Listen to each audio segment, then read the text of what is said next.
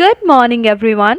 This is Alisha Tabassum, your online English teacher during this lockdown period.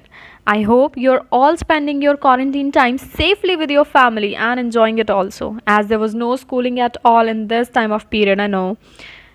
First of all, I wish you and your complete family a very happy Ramzan. Do fasting and prayers for all. Now, let me tell you, as a dangerous and life taking virus broke through the world since December 2019, it made almost every country its prey. India was one of them.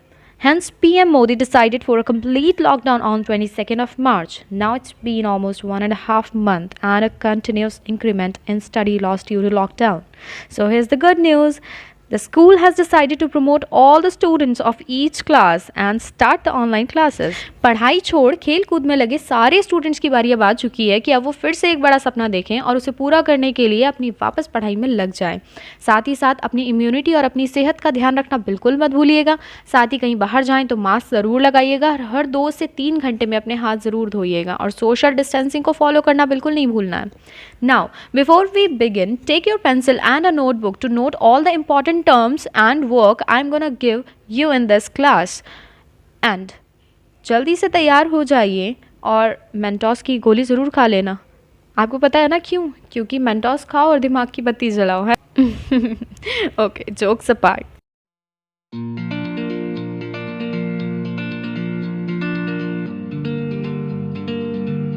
Our today's chapter is chapter number 1, Know Your Rights. अपने हक को जानो. The chapter starts with the warm-up exercise which describe us about human rights. What are human rights? इंसानों के यानी मानवता के हक क्या हैं?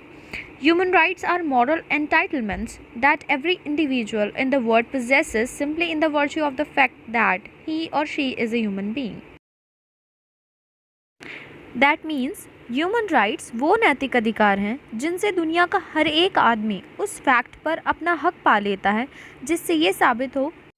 इन claiming our human rights we are making a moral claim normally on our government that it can't do that because it is a violation of my moral sphere and my personal dignity.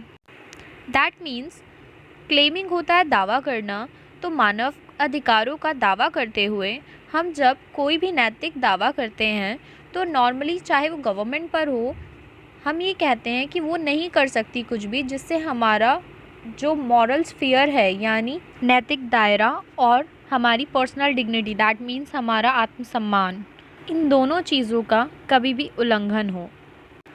No one, no individual, no government can ever take away our human rights. कोई भी नहीं, ना कोई व्यक्ति, ना कोई सरकार हमारे मानव अधिकार हमसे छीन नहीं सकती। Do you know what your constitutional rights are? क्या आपको पता है आपके संवैधानिक राइट्स यानी संविधान में दिए गए अधिकार क्या हैं? Here comes the first one, right to education means शिक्षा का अधिकार, हर एक को पढ़ने लिखने का अधिकार है। Right to freedom of speech and expression यानी अपनी बात को या अपने ख्यालों को दूसरों के सामने खुलकर रखने का हक। राइट टू इन्फॉर्मेशन यानी सूचना का अधिकार। राइट टू इक्वालिटी, इक्वालिटी कहा जाता है इसे, यानी समानता का अधिकार, यानी सभी बराबर हैं। So let me tell you one thing, that this chapter is based on a story that tells us about the importance of human rights. And this chapter explains that how a person fight for his human rights. किस तरह से एक किसान को धोखा मिलता है और उसके बाद वो अपने हक के लिए लड़ता है। Let's begin. Arjun Singh was a rich man. Arjun Singh एक अमीर आदमी था। He owned many plots of land in the village. उसके गांव में कई ज़मीन के टुकड़े थे। When farmers needed money, जब किसानों को पैसों की ज़रूरत पड़ती थी, Arjun Singh would lend them a little money but make them put their thumb impression on the paper. Arjun Singh उनको लैंड होता है उधार देना, तो कुछ पैसे उन्हें उधार दे दिया करता था बट मेक देम, मगर उनसे वो थंब इम्प्रेशन लिया करता था एक कागज़ पर। The poor farmers put their thumb impression because they could not read और राइट, और बेचारे गरीब किसानों को उस पर थंब इम्प्रेशन देना पड़ता था क्योंकि वो बेचारे किसान पढ़ लिख नहीं सकते थे। तो देख रहे हैं आप पढ़ने लिखने की कितनी इंपॉर्टेंस है।